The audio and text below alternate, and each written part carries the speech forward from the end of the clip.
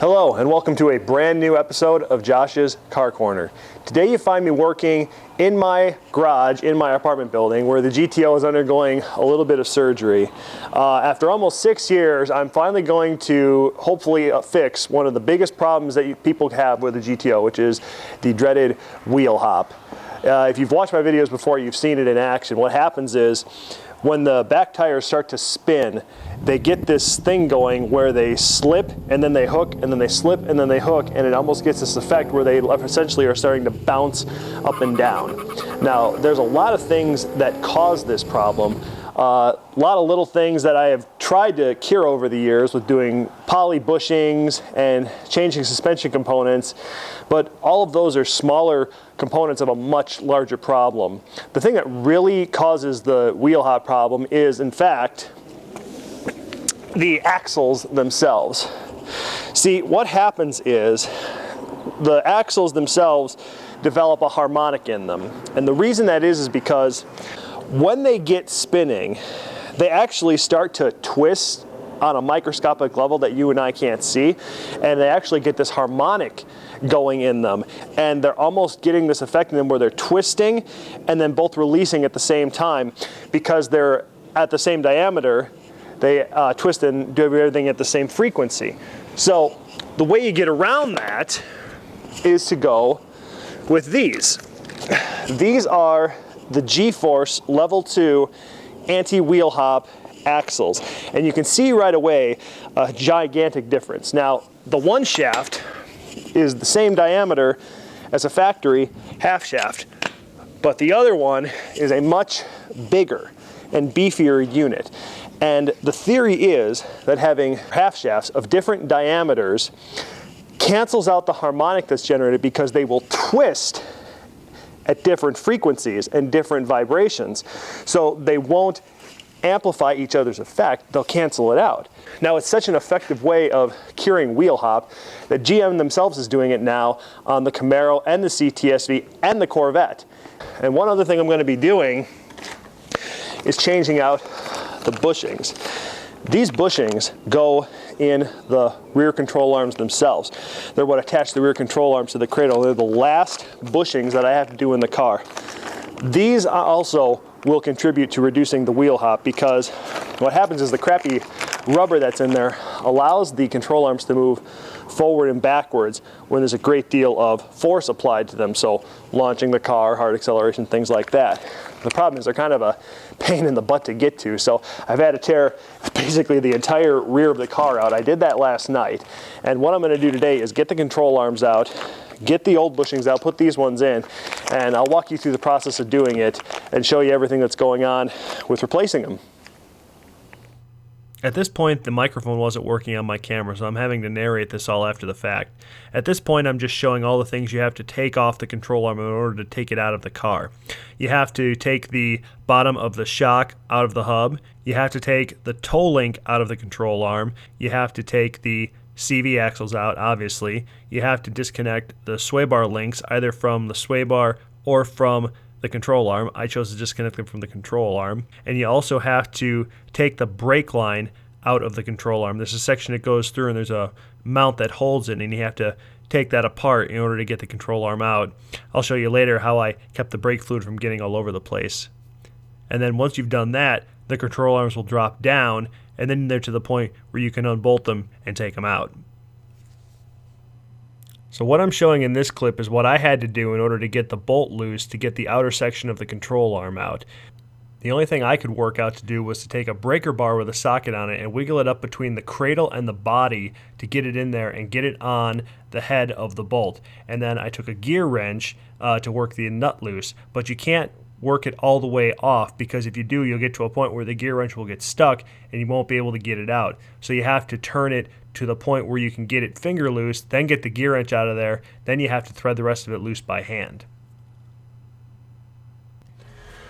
Okay, so as you can see, I've got the control arm out of there. Now, the way you have to get it out basically is this joint right here. You basically have to rotate the whole arm out so the inside point is no longer in the joint, and then you can see how much the bolt moves over and twists in the hole, and you can basically rock it back and forth from that point and wiggle it out of what's left of the bolt and get it out of there. And installation will be the same thing, except I think it's going to be a little tougher because now I'm going to be doing it with poly bushings that are not going to really give. And you can see the cruddy rubber that's in here, and if you look at the one over there, it's not even square in the hole anymore. That's how much it's gotten wore out. So it's going to be good to get these things out of here and replace them with some good stuff.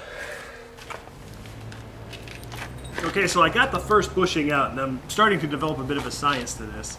See, what I'm figured out what you got to do is you got to burn all the rubber out of the bushings with the MAP gas, and once you get it started, it'll pretty much burn and cook and dry itself out, and then you can just beat sections of it away and keep on burning. The important thing is to get the metal sleeve out of there. That way you've got room for air to get in there and help with the burning. And then once you've done that, there's this hard plastic shell that's in there that will not burn. So you got to get enough of the rubber gone so you can get to that. And then what I did is I just cut it with a little hacksaw. And once I got through it, then it created enough of a gap that I could get a screwdriver in there, lift the thing up and pull it out. So this one is slowly cooking right now, and hopefully this one will be done in about 20 to 30 minutes. That's how long the last one took. And then I'll be ready to put the new poly stuff in and put this control arm back in. Okay, so I was able to get it back in there. This is a ballet, literally. So I had to bolt as far back out and crooked as I could.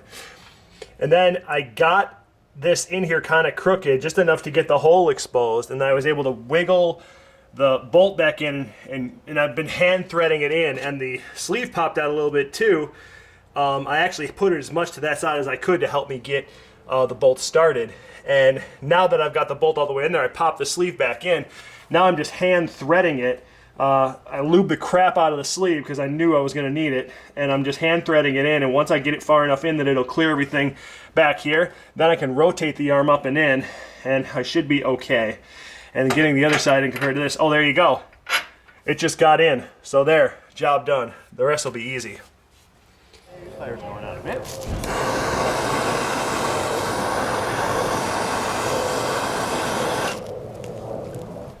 Times like this remind me of this beautiful idea of camping out in the high desert. Beautiful starscape over your head, a roaring fire by your side. Although the rubber fumes are a bit intoxicating, so. Okay, so got both the control arms back in now. Here's the important thing to know. This is a mistake I made the last time I put a control arm in. Before you tighten the bolts up for the control arm mounts, you need to make sure that you've got the weight of the vehicle on the control arm. So basically you got to put a jack under here and jack these things up until they're at ride height, then tighten the bolts down, because if you don't do that, you do them like now, what you're going to do is you're going to put pressure on the bushings, and what's going to happen is they're going to get locked in that position. Then you're going to put the suspension up with the weight of the vehicle on the car, and they're going to get twisted, and then they're either going to make noise or they could possibly get damaged. So before you tighten these four up, you have to have the vehicle or the suspension at ride height. So don't forget to do that. And it's 74 foot-pounds, and these are torque-to-yield bolts, but since you can't get half of them out, I say reuse them, go a couple extra foot-pounds, go to 78, you'll probably be fine. And the bolts for the half shafts are 37 foot-pounds plus degrees. I don't know where the hell they get 68 degrees from, but in my book, take them to 60 and you're fine. And also, don't forget to use blue Loctite. Ask me how I know that one. Okay, got the whole car back together. Everything is lubricated and properly tightened. And now I'm going to find out if all of this stuff was worth it. Is the wheel hop now gone? And full disclosure, this is the first time I have tried to do anything with the car to spin the tires since I put it back together. I did a run back and forth this afternoon just to make sure everything was settled properly, but I haven't tried to gun it yet. So you and I are going to find out for the first time if this has all been worth it. So I'm on a pretty quiet street right now. Just going to turn traction control off. Now normally, all I'd have to do is give it some in first gear, and that's enough to get the tires rolling, and then the wheels start hopping. So I'll just wind it up a little bit here and just go.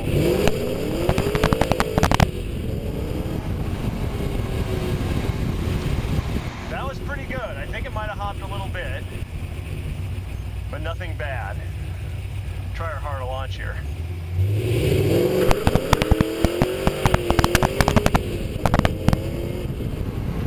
Oh, that feels good. Okay, that feels good. All right, I'm just gonna turn around here, head back down the street, and I'm just gonna do a 1-2 pull and see if it spins, slam it in a second, because that is the other place, especially lately, it has always been giving me grief. So if it does that, then everything here is fixed, and I will be very happy.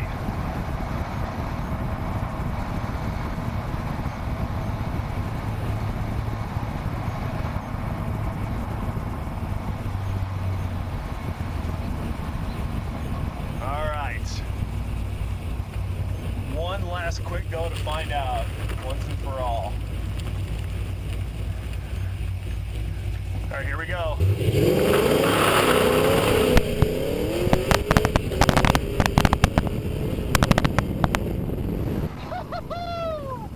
It is fixed. Oh, it is so fixed. Oh, that's brilliant. All right. Well, there you go. Anti-wheelhop axles and the polyurethane control arm bushings are the fix for Wheelhop. So if you've got a GTO and you've been struggling with it, that's what you got to do. Oh, that's unbelievable. That feels so good. So as you can see, the control arm bushings and the half shafts fixed the Wheelhop problem. One more thing I did want to add is that a few days after I got all that work done, I got the car in to get the rear cradle aligned. See, both of the cradles on this car, the front and the rear, can get out of alignment, or sometimes they're not even aligned properly from the factory. And there are tools that you need to use to line everything back up. And there's a great shop down here that's owned by a guy named Sean. He runs Top Gear Motorsports over in Mesa. Really nice guy. He snuck me in on a Sunday, got the cradle aligned before I went to do no-fly zone, and it actually solved almost all of the vibration problems. Now, still have a little bit of vibration coming through the shifter at high speeds, but that's probably mostly coming from my transmission mount with the poly bushing or poly insert in it. So that's not that big a worry. So the car did amazingly well in no-fly zone. You will see that in a future episode of Josh's Car Corner, but I just wanted to tag that on to let everybody know that I also had that done too. And if you've ever done any suspension work in the back of your car, especially if you've changed any of the bushings around, especially the cradle bushings, you do need to get it in and get the rear end aligned, because it can get out. Everything on mine was set back about 3/4 of an inch, and we had to pull it all forward, and that has fixed a lot of my problems. So just to let you know about that. So that's going to do it for this episode. The next episode you'll see is either going to be no fly zone, or it's going to be the continuation of the Lemons car. Don't know the order yet, but I will get that out as soon as I can. So thanks for watching, and we'll see you guys next time.